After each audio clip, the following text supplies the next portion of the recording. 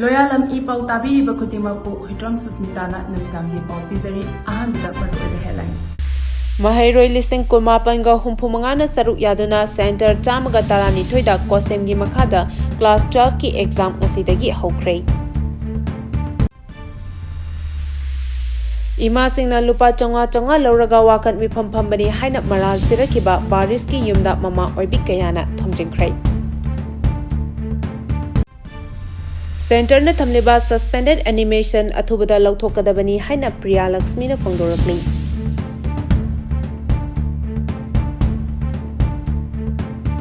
Pau sandona pijari. Mahairoi listing kumapan humpumangana saruk yaduna center chamaga tarani thoida kosemgi makhada class 12 exam ngasidagi hokre.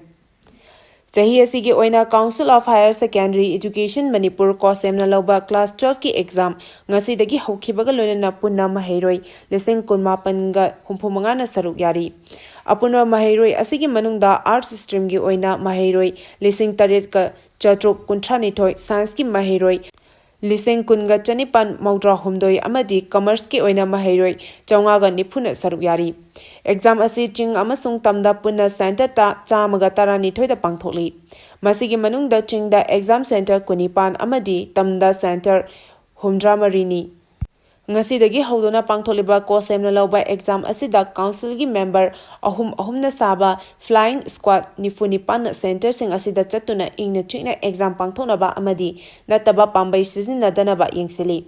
Exam asigi center na ama oiriba Johnston Higher Secondary School gi vice principal su oiriba exam center asigi AOC Rajkumar Romoni na hai. Exam center asida mahairoi singna ingna china Pakat tukat pa yaudana exam thanana ba school asigi oja singna honori masida natana kosemgi flying squad team singna yengshin basu lakli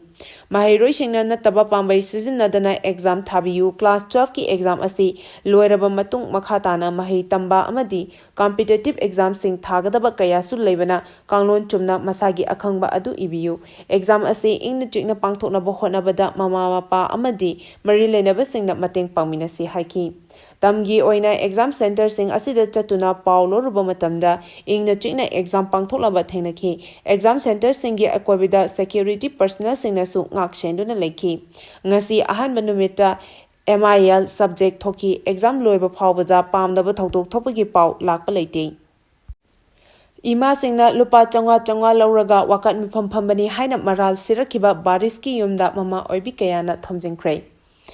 Thamoi sengna ima laiba kidamak ahing nunthil khadana ahing kaya lambi sorokta yarektuna leriba ima eval singna iramda Manipur asi kaibe yaroi haiduna loriba talak asida social media da ima eval sing usittadana Lupa chonga Louraga protest tobani haina hanagi VJYM gi president oiramba Manohar Mayum Baris Sarmana mahaki Facebook account da thagalakhiba adubu yaningde haina kumbi kendra gi maira paibi samurai lakpam sangitana phongdorakli Wafam asi ngasi wangkhai ningthem pukri mapagi land 1 water supply lerek taleba Barishki mayumda kumbi kendragi maira paibi singna mahaki Facebook post adubu yaningdaba phongdoktuna thomjilakpada saruk yakibi sangitana phongdorakpani Meeyam Thomjilakpa aduga mari lenena sangitana makhatana hai tholiba lan asina maram oiduna tumba chawa khangdana ahing yarektuna thodang kaya loriba Emasing asida Lupa chonga Louraga Wakat Meephambani haina Maral Sirakhiba asi yamna laibak thibani loinana ma oibising thamoi yamna sokningai oi haiki Mahakna makhatana hai Manipur bu thamoi sengna nungshiba oirabadi adugumba wahai wata adu haifam thokte mahakna tasengna yamna ngamba oiragadi lanjena duna leriba sing asi mayumda hanjal hanbiyu Manipur kanaba honabada angamba thodang ima ibel sing bu paisana leiduna chatpagi mawongda ngangliba adu soikre haiduna sengdokadabani hainasu phongdoki Center na thamliba suspended animation athubada lauthokadabani haina Priya Lakshmi na phongdorakli Tangdu leitadana leiriba Meeyam gi khalaga athubada charangnaba sing asi loishillaga luchingba khanduna lengak ama sembiyu center na state asida thamlakliba suspended animation asi athubada lauthokadabani haina kholaw lauduna moidang pok apunba maira paibi amadi club na sinduna ngarang numidang moidang pokta lei maira gi rally chakhrei Ngarangi rally aduga mari lenana moidangpok apunba maira paibi secretary Laistram Priya Lakshmi hai leibaki luraba tanfam asida phammunaba fam thadok thajin tawriba thawong asi pende maram asina athuba matamda charangnaba kaya leiriba asi loishillaga lengak ama sembiu lengak paibada yauriba miyamgi mahut luchingba singnasu mihut ama oibagi thodang chap chana lawiu leiriba charangnaba kaya asina maram oiraga center na thamlakliba PR athubada lokthokada Maramdam Kanabagidamak Torak Liba Kunngakpa Singbu Fanning Mamatamda Farga Paningba Ek Panduna Masa Matanta Atatai Tahanaba Honariba Asi Kudakta Lepiu Mahakna Makatana Hai Kunngakpa Paba Toklaga Fazin Kiba Kunngakpa Sing condition Amata Yaudana Tadopira U Palamba Lengak Asi Meeyamgi Khalaga Taukiba Tabak Sing Makatana Taunaba Atubada Lengak Sembiu Paukoloi Aina Meeyamna Thagat Kiba Miyoi Sing Chap Chana Thodang Lawiu Red John the so Kungaliba Kungakpa Sing Asi Meeyam Gidi Tawaini Aduga Kungakpa Sing Paba Yaroi Haki. Paugi Marak Thatna Loyalam E-PAO Tabiriba Kudimakna channel Asibunung Sibiduna like Amadi subscribe Tobiduna subscriber Masing Hengat Hanbada Adom Sumating Pangbiu. Emasingna Mara Chetpa Lengak Lingba Karigi Ngamdribano Haina Fondorakli. Lamdam asigi miyamna khankiba MLA sing asina lebak asibu tangdu leitana ngak senba chalaiba miyamgi punsi lanthum ngakpa ngamdriba karigino amadi mara chetpa lengak ama karigi lingba ngamdribano haina khwaramban ima kaithal joint coordinating committee for peace na thadorakpa cheroramana phongdorakli Cherolasina hai chathariba sasinaba kuki maitegi lan asina maram oiraga yumkai lanthum miyamgi punsi ngaknaba security matik chana lengak asina pibangamde miyamda phanghande maitei miyam su hairiba mayam asi tangai fadana kandaba yadaba khul ngakpa mayam ama masana tholakpa tabani adubu sarkar amagi tawpham thokpa mayam amadi amatta tawba ngamdraba khul ngaliba ichini naw mayam sing asibu fa punduna tawraga irang asi nemthanaba tawbadi sarkar gi masak asi khwaidigi lanba khongthangni maram asina atuba matamda miyamgi oiba ingtapa tangdu leitaba miyamgi dama kathokpa ngamba miyamu mainungda langshinba lengak ama natraga sarkar ama atuba matamda senba ngamdrabadi aikhoigi matik chadraba mihusing asi warakpa achumba tawraknaba hotnaba habisi aikhoi pumnamaki tangai fadaba thodangni atuba matamda Manipuri governor na miyamgi oiba asengba lengak ama semnaba hotnagadabani lamdam asida thamniba suspended animation Tuna Loktokadabani, Meeyamna Tagalaba, Miyoshingi Matom Apungpana Tohalu, Haina Fondoki. Kwakaitel OP Dasu CRPF ki section ahum Thomjinkhre. Manipur leriba police outpost singi manungda ayuk nuntil khadana masagi mathau pangthokpada maming leraba Kwakaitel police outpost ki hana leijariba strength degi hena kankhanaba hotnakhre pauche asina phangba paugi matung inadi Kwakaitel OP da ngasi degi numit humnigi mamangdagi CRPF ki section ahum amasu Thomjinkhre lokhalakliba khongthang asi Kwakaitel OP na lamdam asigi law and order mihamgi punsi amadi lanthum ngak shenbada hena khudong chanabani lonana airport Lamida Laiba Police Outpost Ama Oibana Bharat Lengak Amadi Manipur Lengak Kamari Lenaba BIP Amadi BBIP Sing Airport Tamna Chathok Chasin Tawbada Pamdaba Thodok Thoktanaba Akanba Ngak Senbagi Thorang Lokhatnabani Hairi Amaramda Kwakaitel OP Asida CRPF ki section ahum thamjilakhiba asina maram oiduna lefam chafamgi matangda awaba amadi mayoknare haiba tari maram aduna Kwakaitel OP gi building asi matamga chunana pakthok chanthoknaba sengatpa mathau tare haibisu praja section kayadagi pauchi asida phongdorakli MP Sana Jawbaga Manipur governor ga unakhre Rajya Sabha ki MP Sana Jawbal Ishimana ngasi Raj Bhavan da chatuna Manipur Governor Ajay Kumar Valaga unaduna warisanakre. Hiramasiga mari lenana ngasi MP Sana Jawbal Ishimagi social media account amada thagalapa post amada Manipur gi hauzik oirakliba law and order gi matangda governor ga khananaina kre ngasi Raj Bhavan da governor unakiba aduda MP Sana Jawbal Ishimagi loinabi anamika su saru yakhi. Loinana Manipur da tholiba chahi ani suraklaba irang asi loisinaba amadi athubada mahausagi punsida hanjilaknaba kari karamba thabak thoram paikhatpe yabage habigi matangda kupna khanakhi hari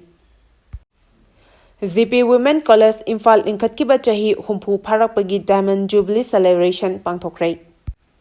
GP Women's College Imphal Linkhatkiba Chahi Humpu Mapung Pharakpagi Kumon Thoram Diamond Jubilee Celebration ga loinana ing lising ani kunmari da college asigi subject topper yauna makok thongba phanglakhraba mahiroi singbu pukning thogatpagi thoram ngasi pangthokre College asigi Central Hall da pangthokiba thoram aduda Dizamni Dev Sharma Memorial Trust ki Chairman H Dev Sekhar Sharma IAS retired college asigi principal Professor N Rajan Singh Amadi Teachers Forum GP Women's College ki President Dr. Akoizam Nirmala Devi na mathang sina Chief Guest President Amadi Guest of Honor oina saruyaki College asigi founder Ima Ghana Piyari gi mingda Amadi Machanupa H Dizamni Dev Sharma gi photo da hekatleka tamduna ikai khumnaba utki Thoram adugi chief guest ki warol piriduna H Dev Sekhar Sharma na hai Manipur gi mahai masing tambagi lamda nupi khaktana tamba yamna masak khangnaraba college ama oiri habida haiman ba thokloi college asidagi thokiba mahiroi singna ngasi tonga ba thabak thoram khudimakta mangjil thana chappada pukningda apenba poi hiram khudimakta college asigi mahiroi singna achauba fida ama kanba ngami amadi matung tabada su hena afaba oirakpa oirasanu haiki Manipur gi education sector da ngalingai matamdagi nupi singbu awangwa thakta mahi tambada achauba thodang lawrakpagi damakta su apenba phongdokhi College asigi principal Professor N Rajan Singh na haikibada college asigi oza amani haibada yamna bibiba ikai khumnabana college asigi damak amadi mahiroi nupi singi damak honaningbagi thauna hengali loinana oza singna su puna khutsamnaduna honaminasi haiki Thoramgi manung chana Englishing ani kunmari da college asigi university topper college topper amadi subject topper oirakhraba mahiroi singda college asigi founder college asidagi pothakhraba oja singna donate toba case award sing yauna citation pituna pungning thogatkhi Lamdam asida ain kaina changlapa miyoi sing mari lenaba singna takthok khigadabani haina Emasingna phongdorakli Kundrakpam Assembly Constituency ki manung chanalaiba pa laudagi Pukhau Terapur Fawgi manung dalaiba tonga ba lamgi Meeyam na ngasi Thomjinkhre Khongjang aduda saruk yakibi masing yamlaba ima ibel singna lamdam asida English ani kulhumdoi gi me ahumdagi kuki narco terrorist singna landa duna mihat me puncha thabata natana yum kai kaya mai thaduna maitegi Meeyambu awaba kaya mayok naduna lanjen haduna leiringai luraba tanja asida Manipur gi nongthombam birena Chief Minister from Thadokiba asi yaningde amadi tanja asida BJP gi MLA na from munthok munsin tawbagi phibam ama Meeyamda uhaliba asi lamdam asigi Meeyam gi oina yamna laibak thiba amadi tawroidaba thabak thoramni hairi Ngasigi Khongjang aduda saruk yakibi ima amana hai Manipur gi tongan ba chingi district singda paktakna umang wamang kaya kokthokuna mahausa gi phibam thugairaga pakshana popi pambi sing thaduna lamdam masigi naharol kayabu nishagi ipakta irak na haliba miyoi sing maru phangna muthakadabani Chahi lising kayagi puwari leizabada natana maning makha tamna leijaramba lamdam asibu tongan ba yumlomna ba leiriba lamdam singdagi ain kaina lamdam asida changsilaktuna hana mahairol-dagi leiraklaba yalhomi kayada akanba sapu pibada natana khutlai paiduna mihat mipun chatharakliba sing asi mari leinaba singna matik chana thijin humjinduna takthokadabani haina phongdokhi Chahi gi oba visitation gi thoram pangthokre Lions Club of Thoubal, Lions Club of Wangjing, Lions Club of Thoubal Greater Centurion, Lions Club of Kakching Greater Amadi, Lions Club Kakching Sugununa Sindana, Lions Club International District Chahumga Kunithoigi, District Governor T.H. Kesogi Chahigi Oiba Visitation gi Thoram Thoubal da Leiba Khetri Sanglen gi Conference Hall da Pangthokre. Thoram aduda Lions Club of Thoubal gi President O Jugeshwar Region 3 gi Region Chairperson Memcha Khundongbam amadi John 4 gi John Chairperson N Nabachandrana sarukyakhi Isa gi thodang chap manana longminasi haina phongdorakli Ngasidagi haukiba council loba class 12 ki exam amasung board na loba tha asigi 18 dagi haugadariba class 10 ki exam asi mahiroi singi yamna maru oiba exam oibana lamdam sida leriba organization amadi loop singna exam asi ingna chikna aki akhang yaudana pangthona bohona bada aikhoi khudimakna thodang lominasi haina all Manipur student Guardians Organization gi maikhedigi pumnamaki pukning chingsilakli Hauzik Lebaki Oriba Pibam Asiga Irinana Pangtokadoriba exam sing Asida, Board Amadi Council Nasu Hana Diki Hena Todang Lobiba, Mama Pa Oiba Singnasu Macha Singbu Kanglon Chumna exam Tanaba, Jection Senabiba, exam gi Oshi, SO, Flying Squad Team Amani, Inspection Team Nasu exam asi problem Toktanaba Isa gi Todang Chapchana Lominasi Haina, All Manipur Student Guardian Organization gi Maikadigi Fondorakli. Meeyambu mainungda langsindaba lengak ama atuba matamda semu ngamdrabadi matik chadraba mihut warakpa aikoi pumnamaki thodangni haina khwairambal kaithel Emasingna phongdorakli. Lamdam asigi border oiriba Meeyamna khankiba MLA sing asina lebak asibu tangdu leitana ngak shenba chalaiba Meeyamgi punsi lanthum hauzik phawa ngakpa amadi kanba ngamdabana karigino mapung fana majority fangna leiriba BJP gi MLA sing asina afaba mara chepa sarkar ama karigi lingba ngamdribano haina khwairamban ima kaithel joint coordinating committee for peace ki convener Laistram Mema co-convener Oinam Vilasni amadi Huirem Binodini ahumna khuriek piduna presta thorakpa cherolamana hari Cherolasena hai chathariba sasinaba kuki maitegi lan asina maram oiraga yumkai lanthum Meeyamgi punsi nganaba kannaba security matik chana sarkar asina piba ngamde Meeyamda fanghande maitai Meeyam su hairiba mayam asi tangai fadabana kandaba yadabana khun ngakpa mayam ama masana thorakpa tabani adubu sarkar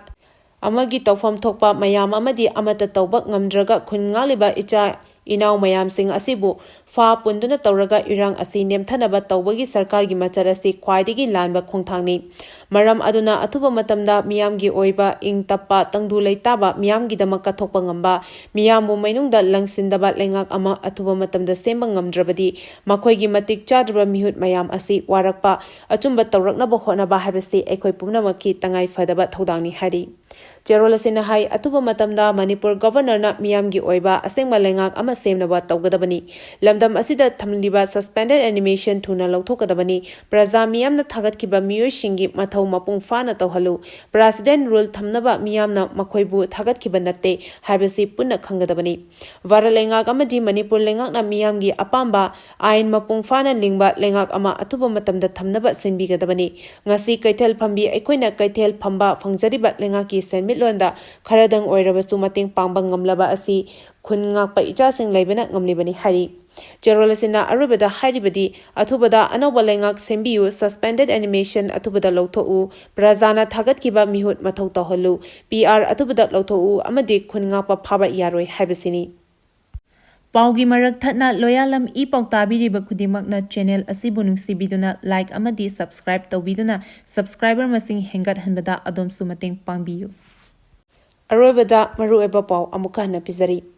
Mahairo lising kumapanga humpumangana saruk yaduna center chamaga tarani thoida kosemgi makhada class 12 exam ngasidagi hokhrei